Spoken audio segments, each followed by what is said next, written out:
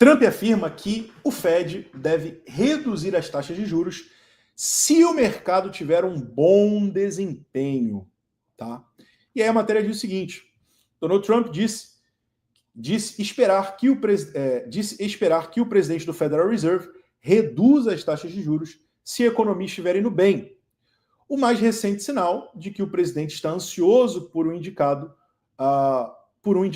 comprometido com a redução dos custos. Então a gente tem a substituição do Jerome Powell que vai acontecer em maio, tá? Que tem aqueles dois Kevins, né, que eu falei com vocês, o Kevin Hassett e o outro, que estão aí como os principais cotados para assumir essa cadeira do Fed no ano que vem, tá? E esse é o mais recente sinal de que o presidente ele está ansioso, né, pelo novo indicado que ele vai colocar no lugar do Powell, né, que está comprometido a trazer mais cortes de juros no ano que vem, à medida que se aproxima ali do seu anúncio de quem, no ponto final, né, vai ser o substituto do Jerome Powell. Aí ele diz o seguinte, abre aspas, quero que meu novo presidente do Fed reduza as taxas de juros se o mercado estiver indo bem, e não que destrua o mercado sem motivo algum, fecha aspas, disse Trump em uma publicação nas redes sociais nessa terça-feira agora, né, da semana passada. E ele falou o seguinte, abre aspas, quem discordar de mim jamais será presidente do Fed. Fecha aspas. Isso aqui, você pode falar assim, quem é o Trump para falar isso? Quem é o Trump para falar que quem discordar dele jamais será o presidente do Fed? Ele é o cara que escolhe o presidente. Então, ele é o cara que escolhe o presidente do Fed. É ele que botou o Powell, né? E começou a quebrar o pau com o Powell porque o Powell foi contra aquilo que ele queria, né? E agora ele não vai cometer o mesmo erro. Ele vai colocar um cara que está comprometido com ele.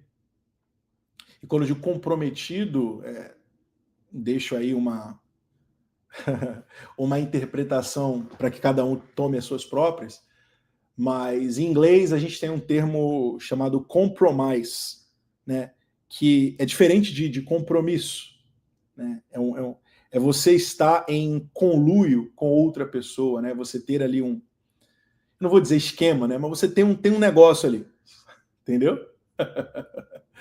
Então o Trump, ele vai justamente colocar uma pessoa que esteja alinhada com a visão dele. Então, muito provavelmente, meus amigos, nós teremos mais cortes na taxa de juros no ano que vem.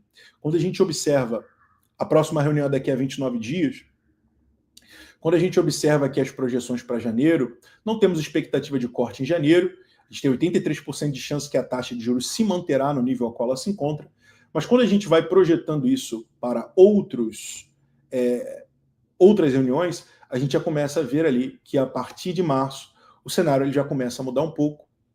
A partir de abril, a gente já começa a ver que teremos o próximo corte. Então, até o presente momento, o próximo corte na taxa de juros ele vai acontecer em abril. Isso pode mudar, tá? Yuri, qual vai ser a próxima reunião sem o Powell? É justamente a reunião depois de abril. Então, janeiro é o Powell, março é o Powell, abril é o Powell, junho já é o novo presidente. Já é o possível Kevin Hassett, ou seja lá qual for o outro candidato que esteja no lugar do Jerome Powell.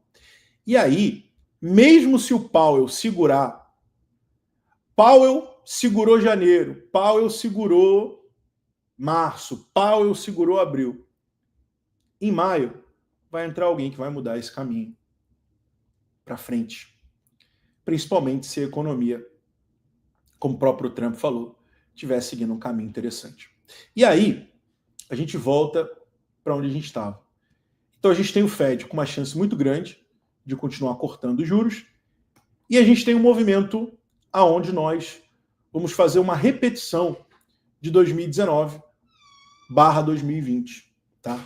Esse gráfico aqui, eu já mostrei ele numa aula fechada que a gente fez com o pessoal da Bit Academy. Ele é o Total Assets do Federal Reserve, né, que são os ativos que o Federal Reserve ele tem ali no seu balance sheet, né, na sua folha de balanço. E o que aconteceu a partir de 2008? Nós iniciamos o QE, o primeiro QE da história. O que aconteceu aqui?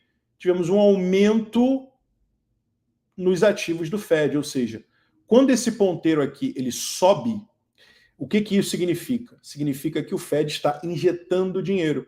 E o que acontece com os mercados? Os mercados explodem, né? O mercado sobe, o mercado se valoriza a partir desse movimento. E o que aconteceu até 2016? Vivemos ali um período prolongado de QE, de 2008 até 2016, onde foi paralisado. Nós entramos em um movimento lateral, que é justamente o que a gente entrou agora. Agora a gente entrou nesse movimento lateral, onde a folha de balanço do Fed ela mantém-se estável. Mas quando a gente observa o último balanço patrimonial do Fed, ele já teve um aumento. Ou seja, os próximos gráficos que você vai ver o movimento inverso. Nós vimos caindo de 2022 até agora, o Fed vinha contraindo, e agora a gente vai começar a subir, ou seja, o Fed vai começar o seu QE, que não é um QE que eles vão falar que é um QE, a gente explicou sobre isso, né? São injeções de liquidez pontuais que eles vão começar fazendo, muito parecido com 2019. Ele já, se você olhar aqui, a gente começou a cair ali em 2018 e 2019 começou a subir, antes da pandemia.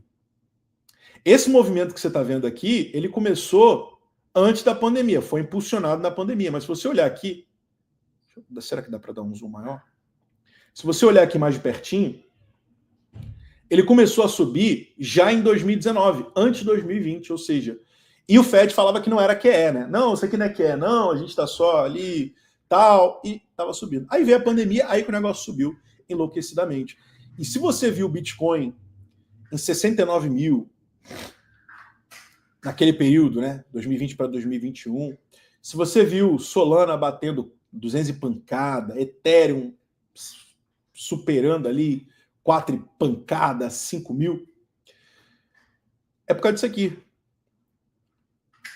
O Fed começou a injetar liquidez. E aí a gente teve várias coisas acontecendo, auxílio emergencial e por aí vai, né? Dinheiro gratuito, dinheiro grátis, dinheiro sendo impresso, dinheiro sendo injetado no sistema. E isso corroborou para o crescimento de tudo, né? Tanto é que lá em 2021 ninguém falava de ChatGPT, acho que nem existia. E se existia, era algo que não era para o mainstream, como é hoje.